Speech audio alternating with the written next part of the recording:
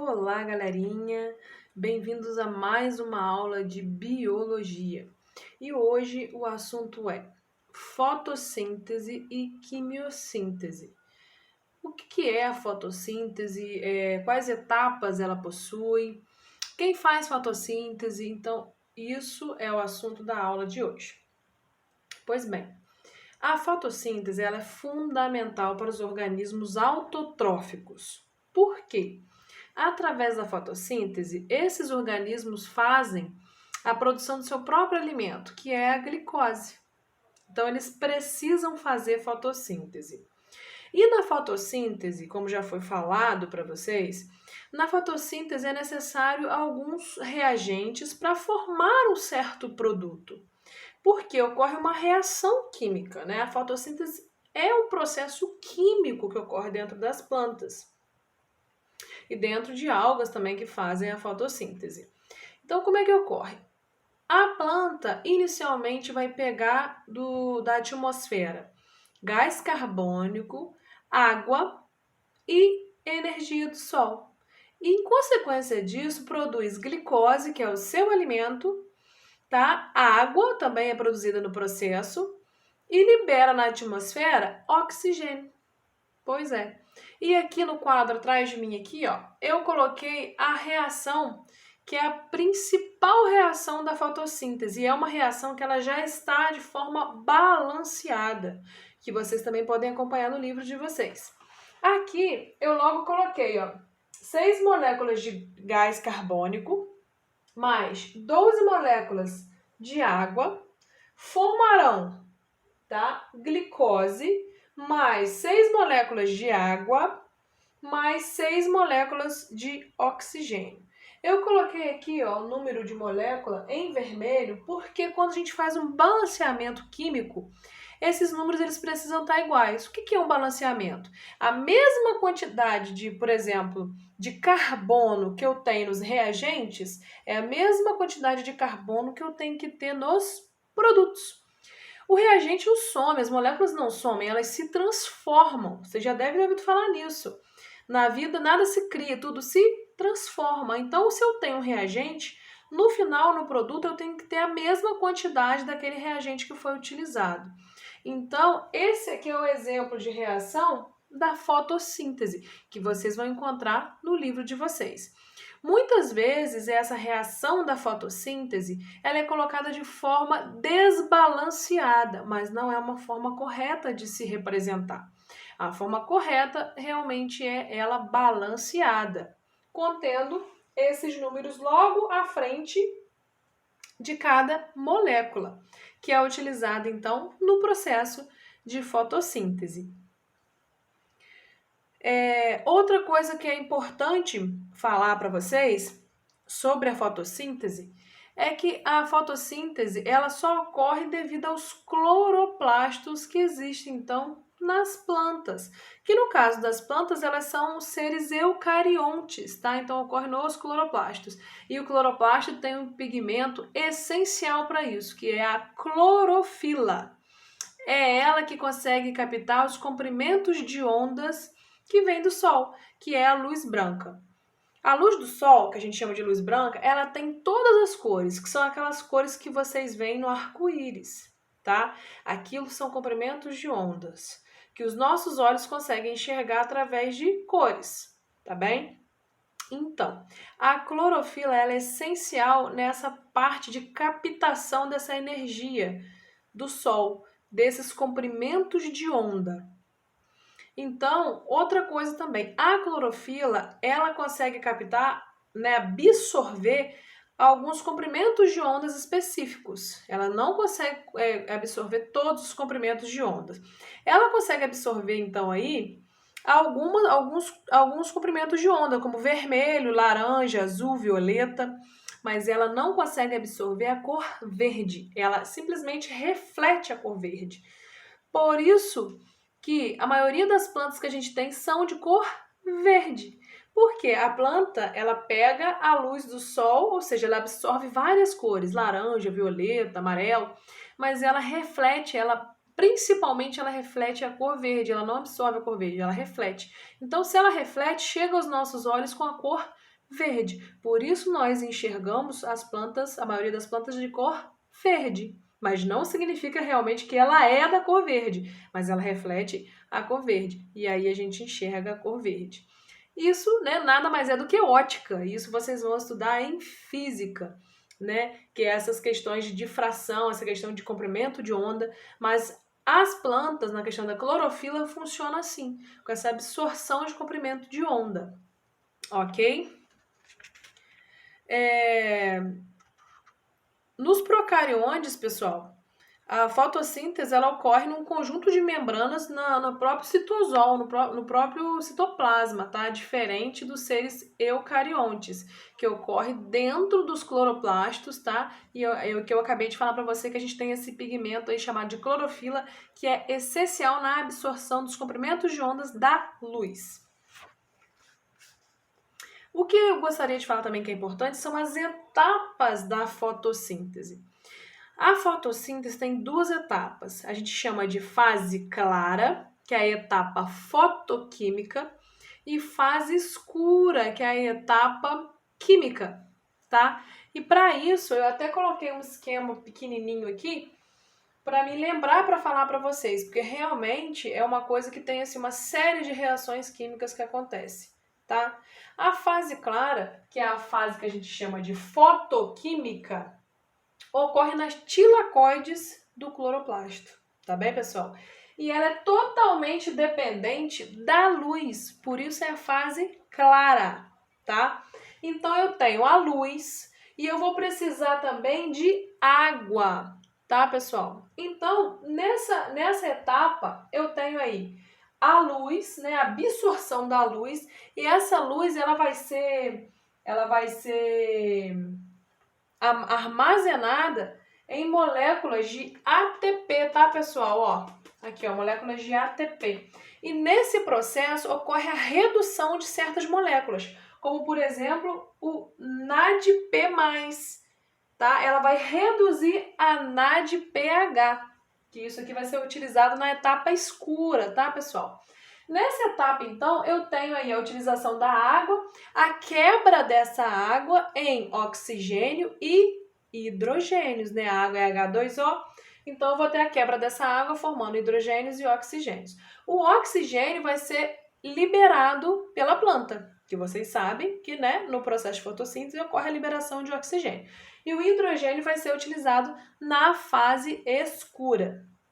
Na fase escura, a fase escura ela depende desses produtos, dessas moléculas aqui que foram formadas na fase clara, mas ela não depende diretamente da luz. Por isso que o nome é fase escura ou chamada de etapa química, a fase química da fotossíntese.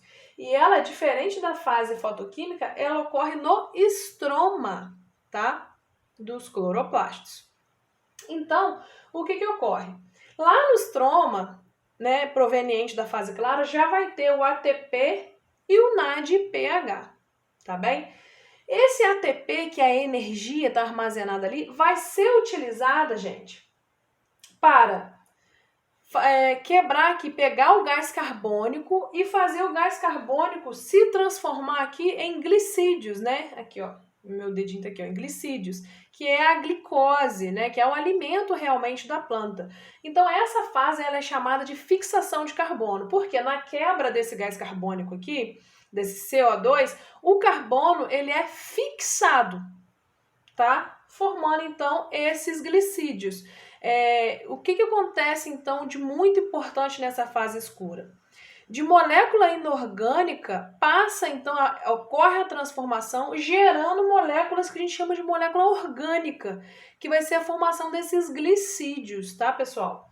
Por isso é fundamental a energia que está armazenada, a ATP, e o NADPH, que depois vai oxidar formando novamente NADP+, tá, pessoal? Então, é de suma importância essa fase escura, né, da fotossíntese também que ocorre aí, mesmo que seja independente da luz, depende de moléculas que foram produzidas na fase clara. Aí a gente vem falar agora da velocidade de fotossíntese. a fotossíntese ocorre. Mas tem coisas que influenciam nesse processo. Então, a gente tem aí 3 principais influências que eu coloquei aqui para me lembrar, para falar com vocês. Uma das influências é a temperatura. A temperatura, ela influencia sim na velocidade da fotossíntese. Como? Ela acelera as reações na fase escura. Dependendo da temperatura, se eu tenho uma temperatura maior, ela vai acelerar as reações que ocorrem na fase escura. Mas na fase clara, ela tem pouca influência. Por exemplo, eu tenho uma planta realizando a fotossíntese, tá? Então eu tenho incidência de bastante luz. Não necessariamente eu tenho que ter uma temperatura muito alta.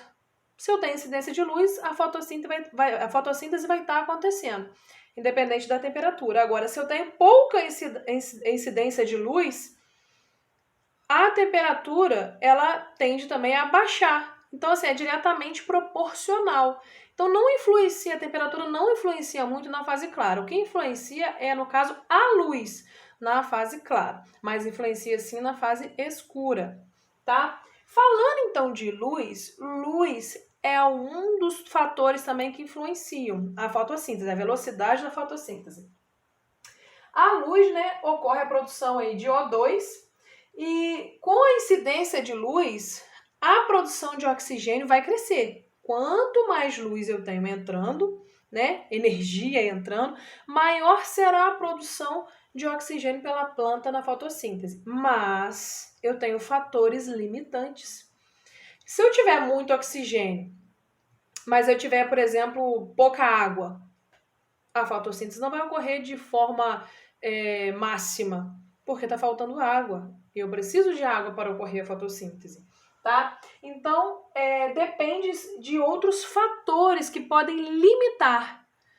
Eu posso ter luz, mas eu posso tá faltando outros ingredientes, né? Para mim ocorrer essa reação química. Como eu falei, a água, por exemplo, sais minerais. Com pouca água, eu não terei uma quantidade ótima de oxigênio na fotossíntese. A luz influencia sim a velocidade, mas eu tenho que ter o quê? Todos os reagentes presentes para realmente, quanto mais luz eu tiver, maior será o índice de oxigênio produzido na fotossíntese. Mas dependendo de outros fatores também, tá? Que podem limitar o processo se eles não estiverem disponíveis naquele momento. Outro fator que eu tenho é o gás carbônico, que pode limitar também aí a velocidade, tá, pessoal? Quanto maior a quantidade de gás carbônico, maior também será a produção, né, de oxigênio. Maior será a produção da fotossíntese. Por quê? No início da fotossíntese eu não preciso de gás carbônico? Gás carbônico, água e luz? Pois bem, se eu tenho muito gás carbônico, eu vou produzir muito, eu vou ter muito oxigênio. Agora você imagina, eu tenho muito gás carbônico, mas eu tenho pouca quantidade de água ou pouca quantidade de luz. Eu tenho muito gás carbônico, mas não tem luz nenhuma. Eu não vou conseguir ter a mesma quantidade que eu teria de oxigênio se eu tivesse a luz ali presente. Então é outro detalhe. Se eu tenho muita quantidade de oxigênio, eu posso produzir muito, desde que não há nenhum outro fator limitante. É o que ocorre com a luz também. Então, eu tenho fatores, sim, que influenciam na velocidade da reação. Desde que todos estejam presentes, se eu tiver muita quantidade de gás carbônico, maior será a minha produção de oxigênio. Assim, da mesma forma, a luz. Se eu tiver maior incidência de luz, maior será a quantidade de oxigênio. Sendo que eu tenho esses fatores limitantes. Se faltar algum reagente do lado de cá, eu não vou ter a quantidade de produto, né, que eu preciso. Então, tudo depende das quantidades que são necessárias ali para ter uma ótima produção, então, aí, de oxigênio pela fotossíntese.